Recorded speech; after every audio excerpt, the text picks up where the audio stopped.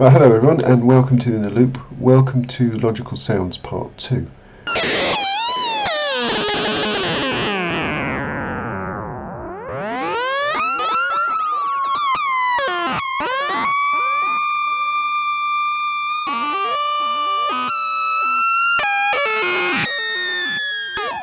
Martin here.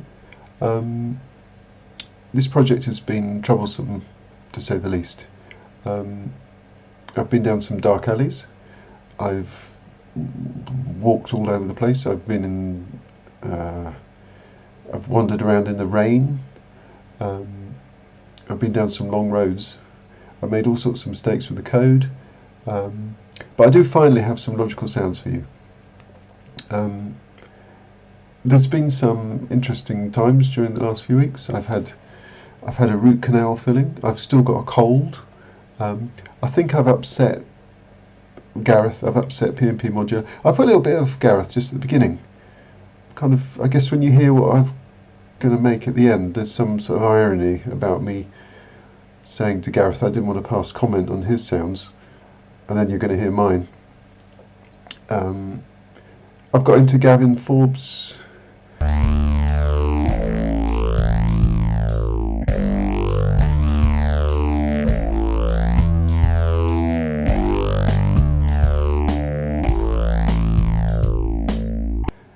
I put a little bit of him as well, playing fretless. It's just awesome. So, Gavin, my next project might involve something about bass. I'm not sure. We'll see.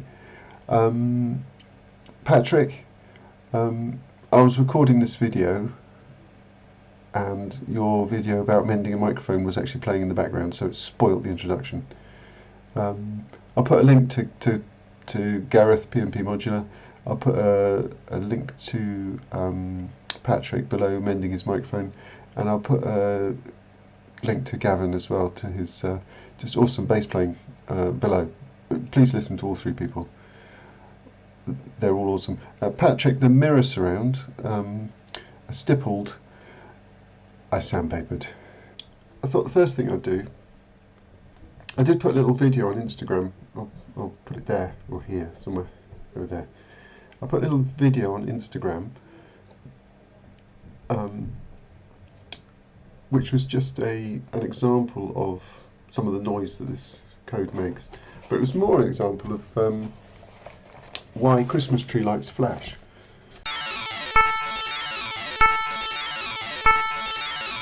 You know those LED Christmas lights that you get?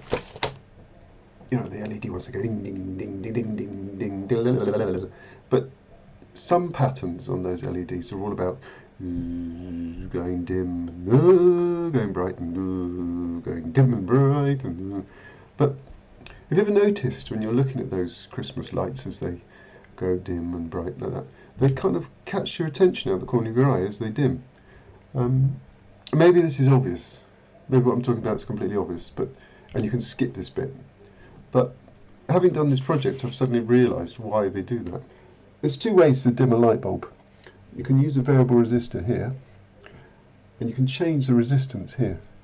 Got your battery here, light bulb here.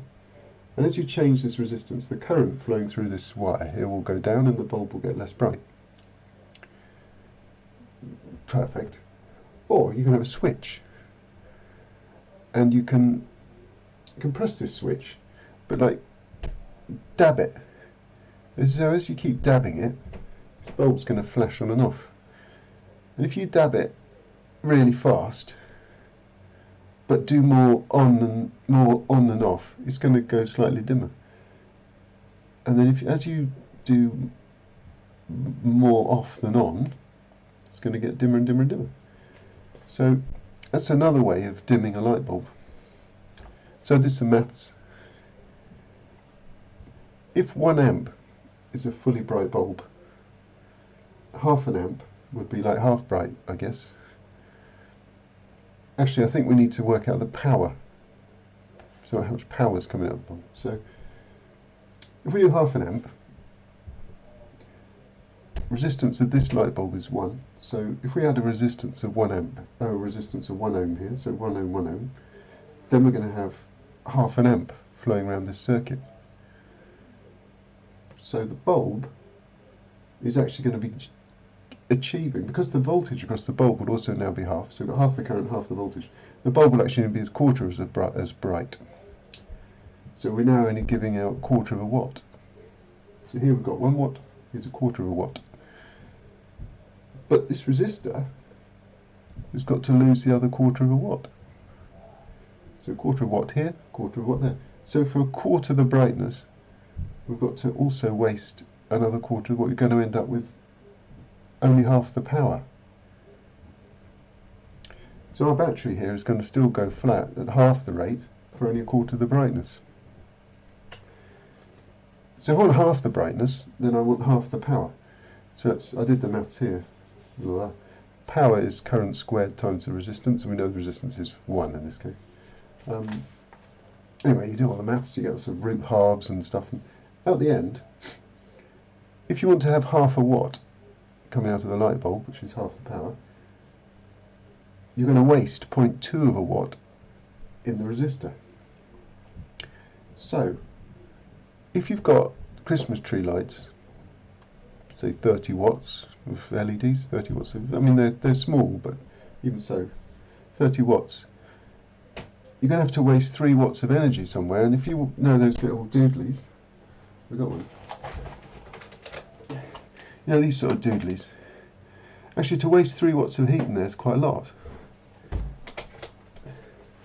And if we're going to go at half the brightness, 15 watts you've got to waste. Oh no, well, 7 watts. So, actually, doing this is a really bad idea. So the best way to dim your Christmas tree lights is to use this method, which is to keep pressing the switch. And of course, because your rods and cones, the bits in your edge of your eye, very sensitive to flashing light, they see this flickering as they. And if you watch Christmas lights as they're dimming up and down, if you move your head around like that, you'll see it'll sort of strobe in your eye, and you'll see it.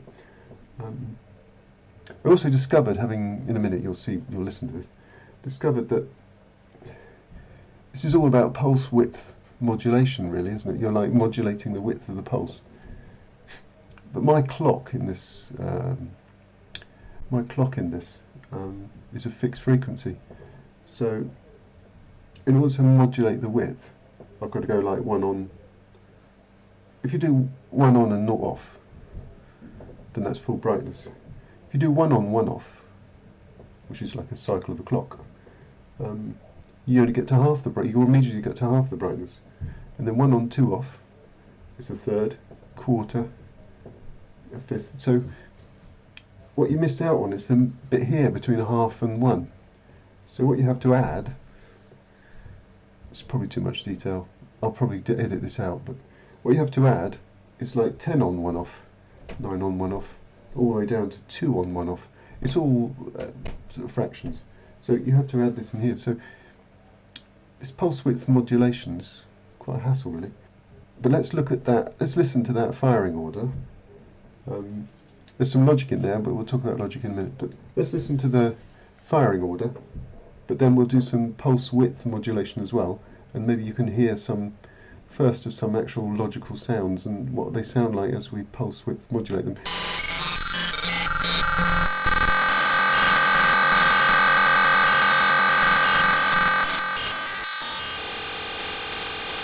What I did next with the code was I thought, this is where I got into a lot of blind alleys, I thought I'll never change the frequency of the clock. So I'll never change the frequency of the clock, and then if you think about the logic that might be going on, I might be able to make little sort of bits of the waveform make different frequencies, because out of the phase you might have a little bit on, a little bit off, like that. That didn't work out really, so in the end I decided that I'd change the phase, I'd allow myself to change the frequency. And changing the frequency actually makes these logical sounds a bit more, well, it gives them some character anyway. So let's listen to the frequency of the clock changing.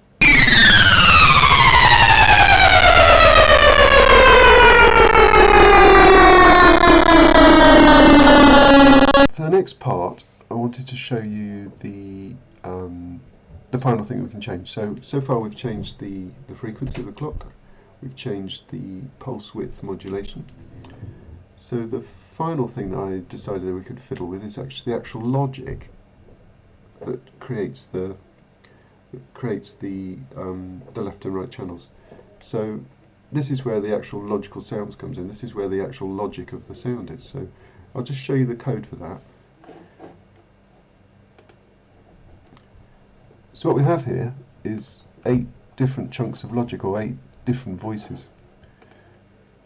So across here we have the clocks, these are actually the clocks with different phases. So what I've done with the code is I've moved the phase. So the phase of these clocks is constantly changing. The first phase is counting up, the second clock counts up after this one, the third one. So it's like a clock ticking on. As the phase of the first clock goes round, it starts to send the second phase. And so imagine the children's cam toy, and the first cam is turning, and then the second is turning once for every turn, and more like a mileometer on a car. So the phase of these clocks is constantly changing. I put this in so that we could change the character of the sound. So here's the logic. So the first logic says take clock 0 and clock 4 and add them together, and take clock 1 and 5, take clock 2 and 6, and take clock 3 and 7. So this is a logical AND. This is if clock 1 is high and clock 4 is high, then that's true.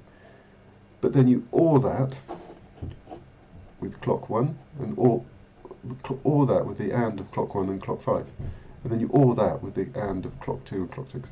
So here is the logical sounds, here is the actual heart, here is the inner loop of logical sounds. So logic 2 does it the other way around. It ORs 2 clocks together and then ANDs them with the OR of some other clocks. And then logic 3 is ORing and then exclusively ORing. So an exclusive OR is if you're true, it's true. If the other one's true, it's true. If you're both true, it's not true. So that's that. And then the other logics are all kind of a variety of ANDs and ORs. So what we can do with this is basically change the logic. So the left and right hand channels here are now going to choose which of these logics we use to make their sounds. So they can both use the same logic or different logics. So let's change the logic and see what this sounds like.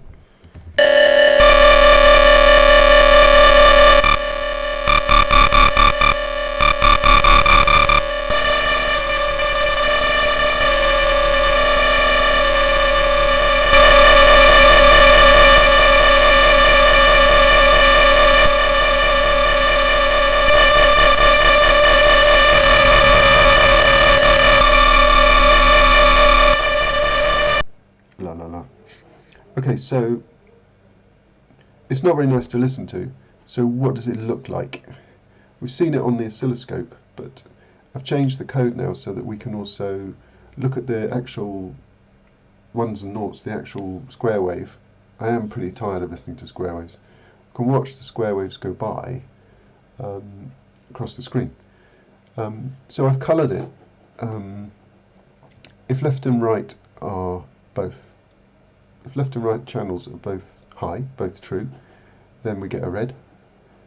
If left is true, then we get a green. If right is true on its own, we get a blue.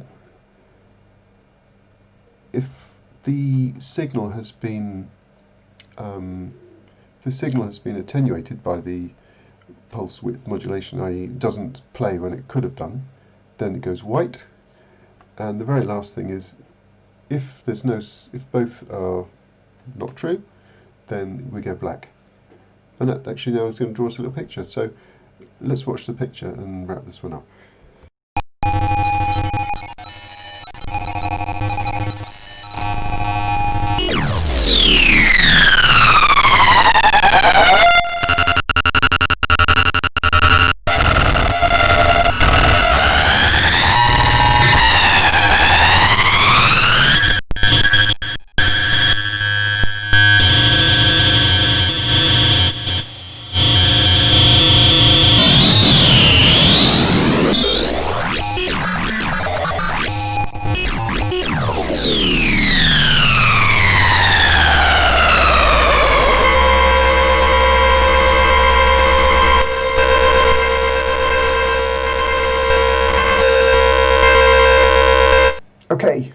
thank you all for watching. That was Logical Sounds Part 2. I don't propose to do anything more on this code, although it's deeply challenged me, troubled me. It's been hard work getting to here. I hope you've enjoyed listening to some sounds made by pure logic. If you've got any questions, put them below. If you've got any ideas for other crazy projects, put them below. And once again, thank you all for watching. And do check out the 3 videos that I've pasted below, because they're all excellent.